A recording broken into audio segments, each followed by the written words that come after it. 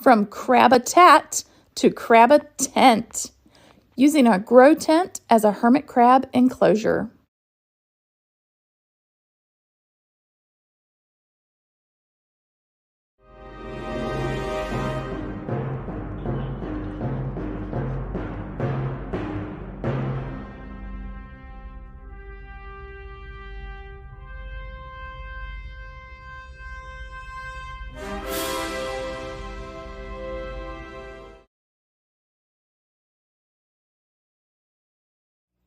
Hi, CrabCon!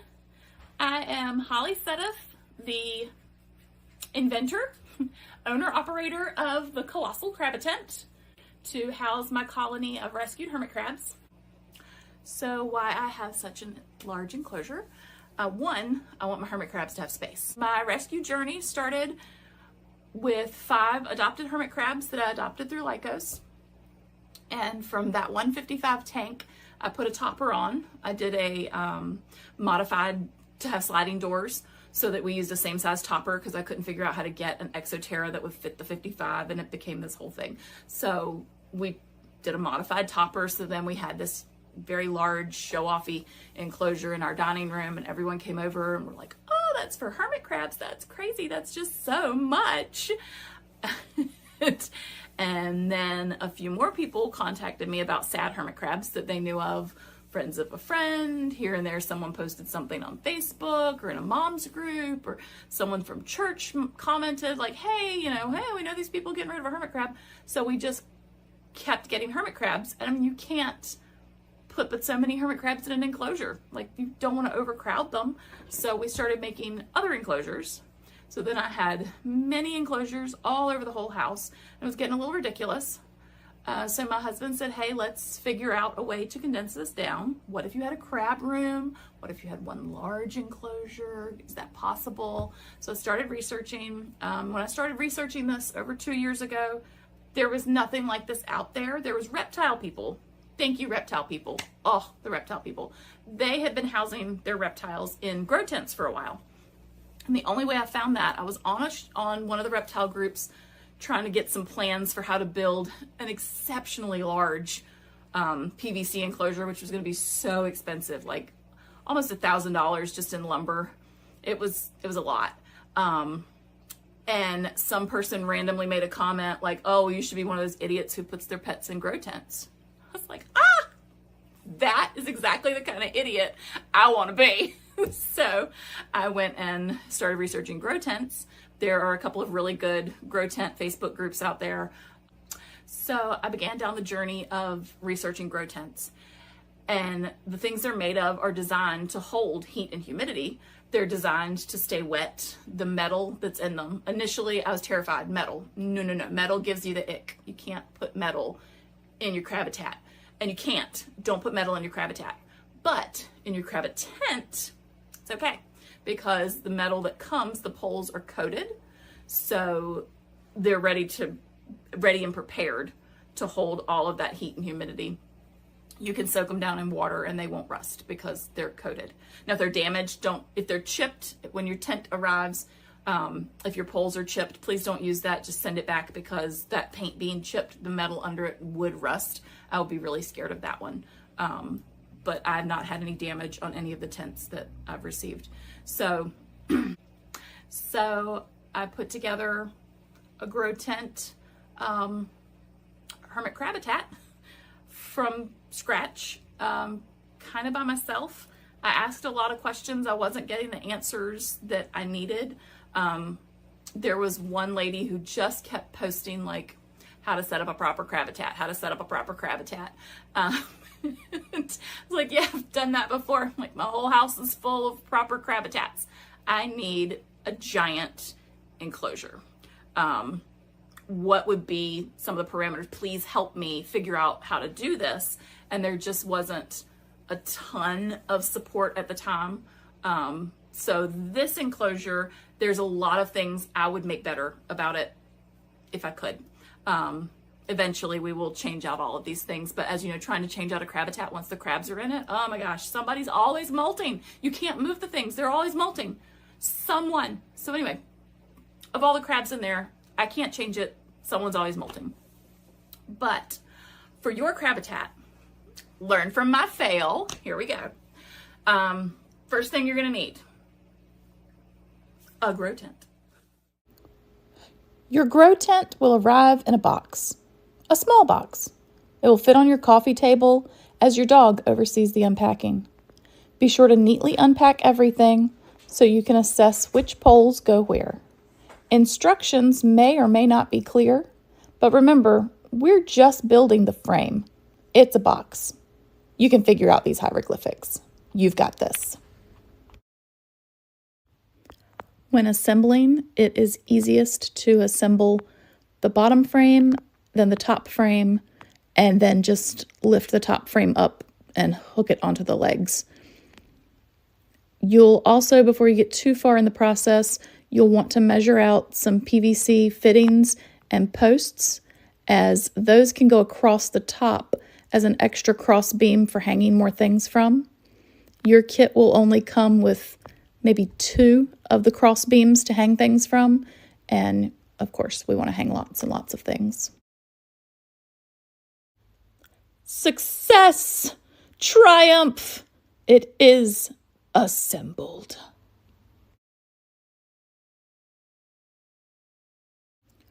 Putting on your tent cover is probably the hardest part. If it's one of the smaller tents, only about maybe 4 feet or less, it's a one-person job, but if you get a larger one, you're gonna want a second person to help you get it on. These corners can be a little tricky to get over the frame. I always like to try mine on, at least lay it out a little bit, so I'm for sure where my window is gonna go before I start assembling my window.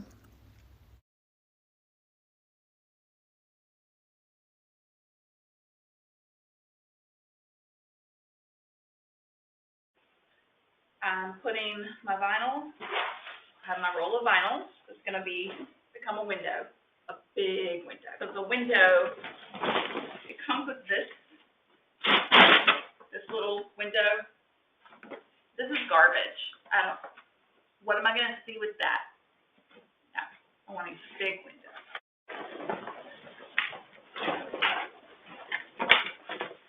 Then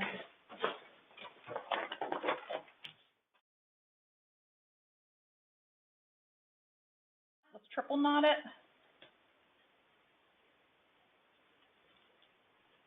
All right, there we go. First piece is in. We've sewn on our first piece. Okay. And we came back up. Gotta go back down.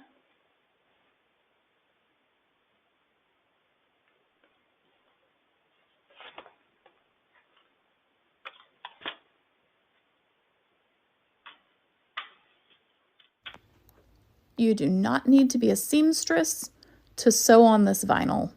It's just some thick vinyl, a really big needle, some fishing string, and you just in and out, up and down, sewing it in. Because afterwards we're going to go back with hot glue and put that between the vinyl and the tent fabric to create a really nice seal so that it will hold that heat and humidity. So as you can see here, I'm not a good seamstress. I am just kind of weaving this in there, making sure it's sewn on enough to hold until we can put in the hot glue seam to keep it all together.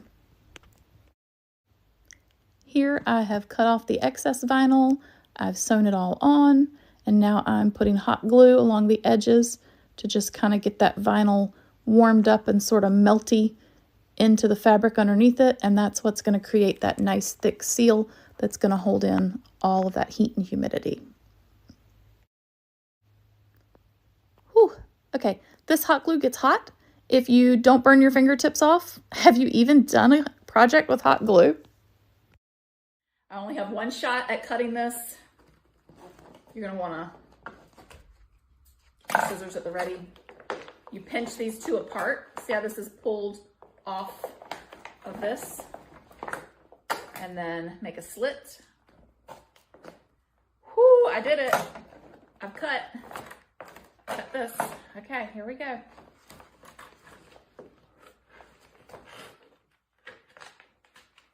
And we're cutting apart a grow tent.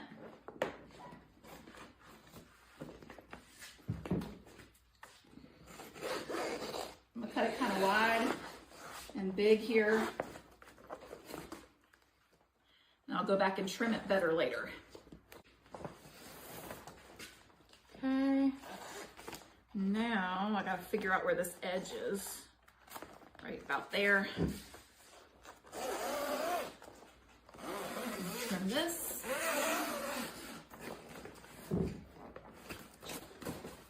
This.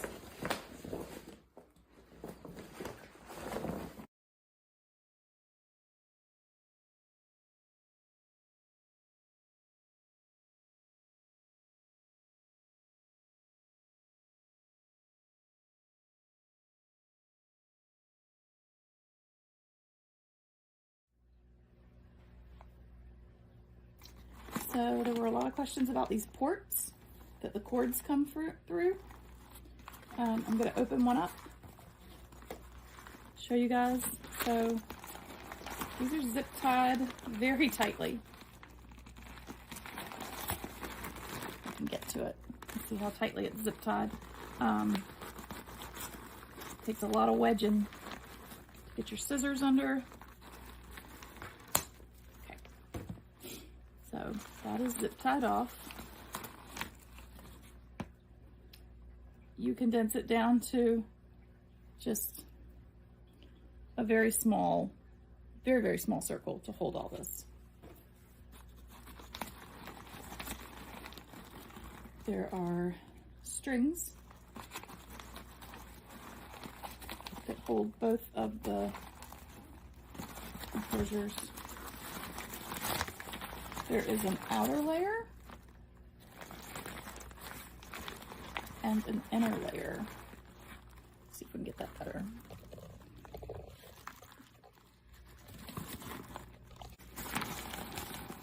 Inner layer. The inner layer is where the cords go through. If you open that up, that goes inside the tent. You don't want to go inside the tent. This is our cords that come through. You would tighten this one up. Then I like to push this one back so I can see this inner one. I like to be able to see the inner one as the one that I'm mainly locking down. Tighten this. Grab a zip tie.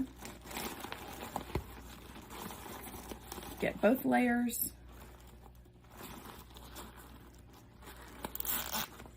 Go both layers on and just tighten it down.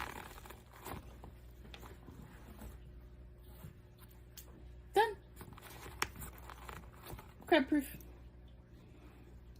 So once you've chosen a size and a brand of grow tent that you're going to use, and you know where you're going to put it, it arrives, you're putting it together. Okay, now the guts on the inside of this thing to make it a proper hermit crab enclosure. You need heat and humidity.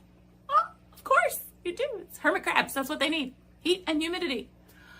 So to get enough heat and humidity, you're going to need some specialty heating equipment. It is not things we recommend in the regular Crabitat. Please don't get inspired to put this in your glass aquarium. Oh, but it's so big. I have a 120. It'll fit. No, don't do it, because just don't. So what we're going to talk about is just for grow tents, not for glass aquariums, just grow tents.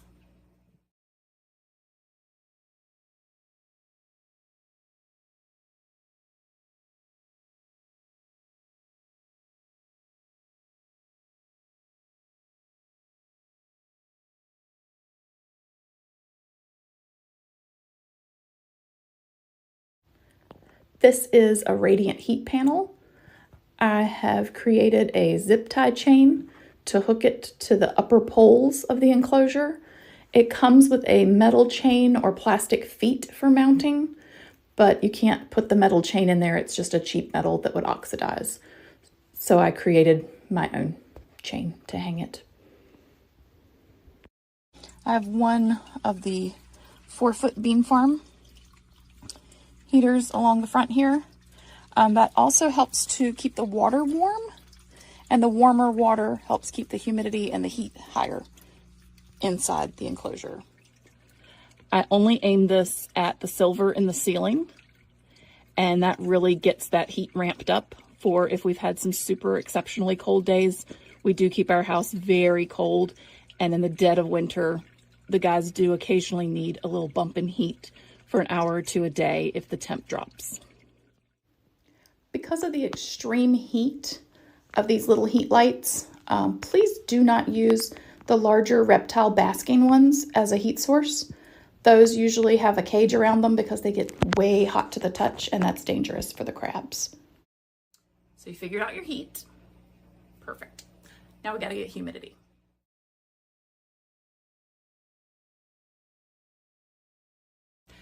You still don't want to use a mister. Don't use a mister. What did I say? Don't use a mister. You still have the same principles of things in there are going to mold, and the sub can become oversaturated. You don't want any of that. Yeah. So your humidity comes from surface area of your water. So a larger pan of water.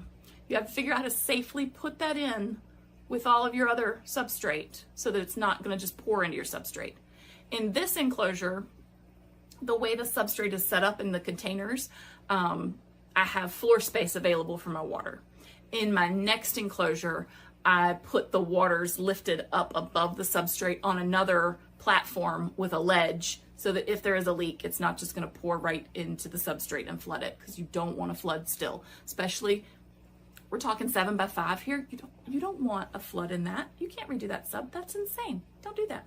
So be careful with your water. So you can create that humidity that you need with your water pans. I recommend shallow and wide.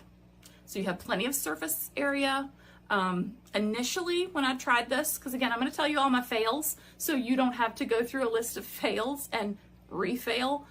Initially, I put in a 10-gallon tank because in my mind, 10 gallons of water, better. I didn't actually need a 10-gallon of water. I needed the surface area of a 10-gallon water. It works out better in a shallower pond. I don't worry about the crabs drowning anymore because it's shallow. When I had the 10-gallon, so initially with that 10-gallon, I tried to make it a complete ecosystem. I had some live plants that were not live for very long. I tried some different types of ramps and platforms and situations in there, and the crabs did not want to go into their pond. They were not impressed with their pond.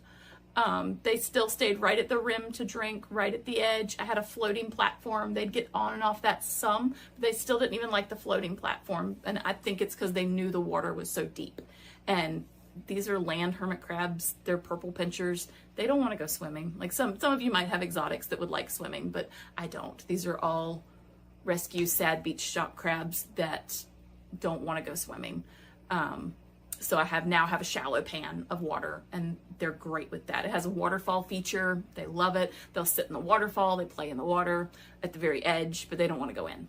And when I had the 10-gallon, my goal was to eventually have a little pond situation. I could have some fish, some plants. Again, a whole ecosystem was what I was going for.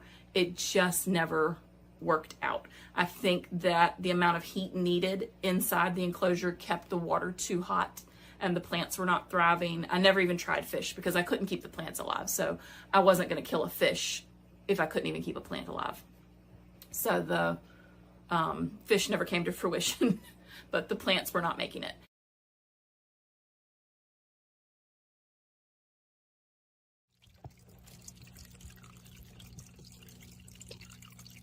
Salt water. Here we've got a little money. There we go, hanging with it. A couple of guys sleeping down here. And then over here is the fresh water. Again, we got a guy in there drinking. I don't want to bother him too much. I don't want him to fall in. But yeah, so we have a little waterfall feature and bubblers, splashing, anything that keeps the water stirred up, that helps keep the humidity higher. This is a waterfall feature I made for a separate enclosure, so the water splashes to keep the humidity up. Substrate.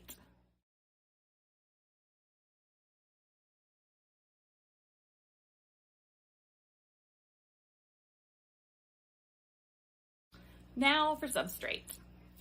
So you can take this learn from my fail moment, and when you are setting up your Crabitent, you're going to want to put your substrate in one large continuous enclosure. The colossal Crabitent has 3 separate substrate structures. Again, when I was setting it up, I didn't have a lot of guidance. There wasn't really much to go on. So I just grabbed some big containers and filled them up with sub. Crabs can molt, and that's fine. It's working. It's working fine, but it's not best practice. Best practice would be one large continuous substrate holder. And that is because if everyone goes down in one enclosure at one time, now we have a disruption of molts. Versus if it is a large singular enclosure, they might bump into each other, but they're just going to keep digging. Like, they're not going to go into the other one's cave if they have the ability to go somewhere else. So you really want them to be able to take that left turn at Albuquerque, as the cartoon used to say. Because my guys can't in this. There's just 3 separate enclosures. You pick your enclosure and hope you pick the right one. So that is very concerning for me. I don't like them having 3 separate molt spaces. I would much rather them have one continuous large molt space. Also, substrate depth. Deeper is not always better to a point. We have 6 inches in our regular enclosures. That's the industry standard, if you will. It can go up to 12, no problem. That's fine. And some would even say 18 is good. However, I would think between 12 and 18 would be about where they max out. So you don't want it too deep, or then the substrate itself becomes too heavy and becomes a danger to molting crabs underneath the weight of too much sub. So don't put it too deep. My substrate is probably about 18 inches at this point. Again, learn from my fail. I thought bigger was better, and so I have very deep substrate. It's settled over time, so it's not quite that deep now, thankfully. But it's still not, it's not best practice, which is not good. Don't do that. Don't do that. Learn from my fail. That's why I'm doing this, is to share wins and losses. Win, you need a lot of substrate. We learned that. Loss, put it all in one thing. Don't do a bunch of little ones. I would recommend you build something to hold your substrate. So your tent will come with a little, they call it a substrate barrier. It's not, it's just a little flimsy, same material as the tent's made out of, and it's only about 6 inches deep, and it's just not going to hold anything. It's not going to help hold a molt cave. It's not going to work. So you're really going to need to either invest in a large aquarium or an extremely large tote of some kind, or just build a wooden box and seal it really well. Decor.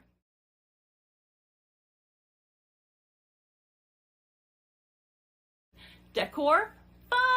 That's the fun part, you guys.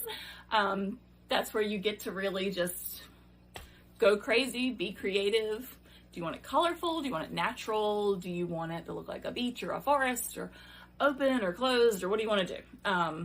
Because that's where your imagination and your design comes in.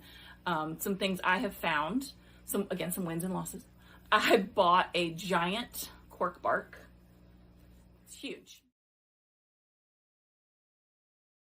It's massive. It's like an 18-inch cork bark. And I thought, hey, they love cork rounds. Bigger is better. It's not always better. Bigger is not always better. So they have this massive cork round that they rarely use. They'll walk through it, but there's only 2 or 3 that sleep in it. And I had envisioned dreams of like 10 little crabs and a little cuddle puddle in this massive cork bark. And that does not happen.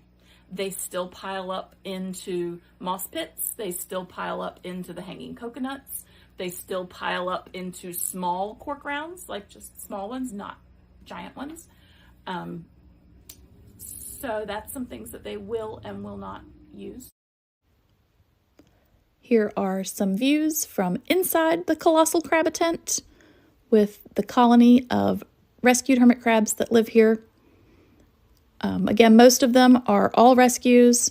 Some of them came from good homes who just had to rehome, and some of them were from very poor conditions that were rehabbed back to health. But they will all stay here until adopted, or just live out the rest of those 30, 40 years with us. That's not a problem. But I hope this video has helped some of you figure out a way to give your crabs a bigger, better enclosure. If you have the space, you can always go up. Toppers are great on a regular enclosure, or you can put your current enclosure inside a tent and use it as a massive topper. There's just so many options available, and with grow tents being designed to contain that heat and humidity, it can create a whole new world for you and your beloved hermit crabs. Thanks for listening.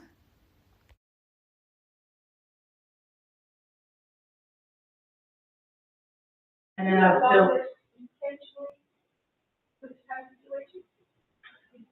As far as that, do you use that then? Some of it's from old footage, some of it's new footage. But me putting in the large vinyl window, that is from a new enclosure that is a 2x2x4. That one's been up maybe a year now. Yes, Jeff. So first the heating strip. And now that you have the heating panel and ceiling. Did you also have the heating strip on the inside? So Jeff is asking how the heat panels at the top, the radiant heat panels, and a heat strip at the bottom. Yes. So it's a very large beam farm. It's actually inside the enclosure. Again, don't put your heat mat inside your enclosure. But inside the tent, if I put it on the outside, the heat will not get inside. So it's designed to be insulating. So I have it on the inside. There's a couple of them who actually sleep against it. So it's not getting too hot to the touch. With the thermostat and everything, it's safe under there. But yeah, there's a long beam farm at the bottom. There's just too much of a temperature difference between the heat mats at the top and nothing at the bottom. So the lower level will still be too cold for them. And if you wanted to, could you put in multiple, you could let the front panel is open. But you could also do the sides if you wanted to take the time to make the sides. So she asked if you put in side panels. So every piece of vinyl you put in takes away a piece of insulation from the tent fabric. So I've seen some of the reptile folks who put in these small side panels so they can see in from other angles. Maybe you put in a smaller front panel because you still want to keep a lot of that silver insulation in there. That's what's keeping it better insulated. Yes. I guess the tent, I'm not familiar with it. Is it a zipper enclosure? So like you can get in there to access water, food, crabs and all? Is that how you do it? Or? Correct. Yes. So grow tent enclosures are all zippered enclosures. And so, it doesn't have a picture of it behind me, but it has a U-shaped zipper so the entire front zips open. Oh. So I still use the zipper to access them. If you want to get really, really creative, you could figure out some Velcro closure for your vinyl, so you could open just your window portion and then close just your small window back. Yeah.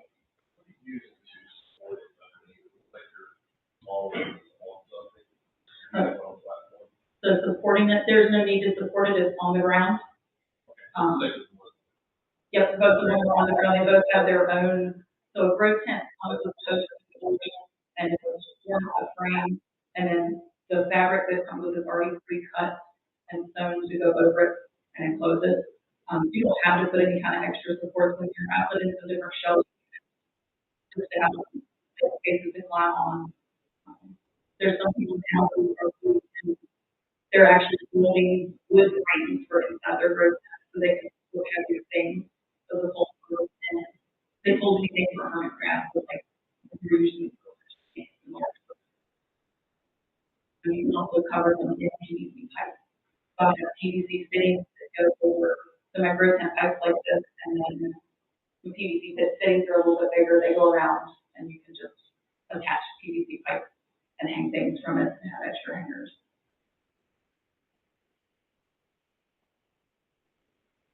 The heat strip that you have inside, have they ever messed with it at all? The cord or the plastic around? So the heat strip inside, they have not damaged it. There's a couple of them who sleep on it. I don't know if they're just naturally more cold-natured little guys or what. Maybe they just like sleeping in that spot. They haven't damaged it, but they don't damage things in this enclosure the way they have in any of my aquarium enclosures. I think there's just so much more space. They can climb and go and do whatever they want, and so they're not as inclined to chew on cords. You could probably get that cord keeper stuff, if they did, to go over the cord. Yes, How you see yes, like, cord keepers are good. rigid is a little black, Yeah, as long as it's the plastic ones and not the metal. So a lot of those the heat panels I use are chick brooder panels, and some of them come with metal wrapped around the cord to prevent animals from damaging the cord. You can't have the metal, so then you have to sit there with your snippers and cut off all these little metal pieces. That's a job for my husband, the king crab, to do. You can also, do you just use shelves, like bookcases? Did you make them great? Yes. So for shelving, yes, I've used egg crates. I use PVC. So I'll make frames with PVC and then put egg crate on it. You put craft mesh over that, cocoa fiber, whatever you would put in a regular enclosure. I haven't made a full background with egg crates for the tent yet, just small pieces here and there to hang in, just because that's how much egg crate to put for 7 pieces of egg crate. I was just gonna, on the cord protectors, a lot of people will use, the fish, the bubbler tube. The plastic bubbler tube, and you just slice it, and then you can just snap it over. Okay, yeah, Alicia said if you use the air tube, you cut the air tubes for like bubblers, put it around your regular cords and your craft aren't chewing it.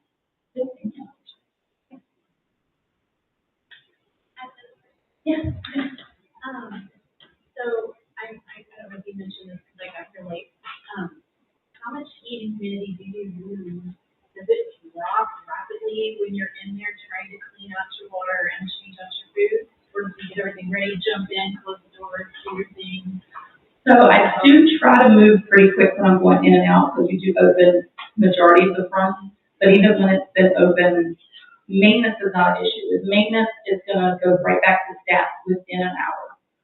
Usually not even quite that long. Now, when I've been in there for many hours, moving stuff, changing stuff, all the crabs are pissed, and then there's double pissed because it takes 3 to 5 hours, depending on how long it was open. So it does have to rebuild. The humidity rebuilds really quickly because it's very well sealed. So your humidity is an air pressure, and it's created from water surface. So if you keep that water area bubbling, that's why bubblers help in any enclosure. If you keep that water moving around, it's going to build your humidity really quickly anyway. The heat just takes a little bit longer to build back up if it's been open for a long time. Yeah, heating's not a problem. When will you be back to help me? So Sherry wants to know when I will be back to help her decorate. So that is a segue that anyone here who wants to come help decorate the party tonight, will help Sherry. She's setting up right after, what's this called? No, what, 5 o'clock? Oh, 5 o'clock. Let everybody hang around, decorate around them. Come back and help Sherry at 5 o'clock. Ollie, what's your TikTok? My TikTok is the Colossal Crabitent, CHECOLLOSAL. It is misspelled. I do apologize. That is because I'm a bit stupid. And when I set it up, I had a friend who made my graphic for it. It was really cool. And she sent me 2. And she's like, which one do you want? And I was like, well, they're both great. And she's like, well, this one's misspelled. And I'm like, oh no, that matches the TikTok I've already set up. So spell check your name. Spell check people. Spell check. There you go. That's it, you did it on purpose. Oh, let's backtrack. So I did that to be unique.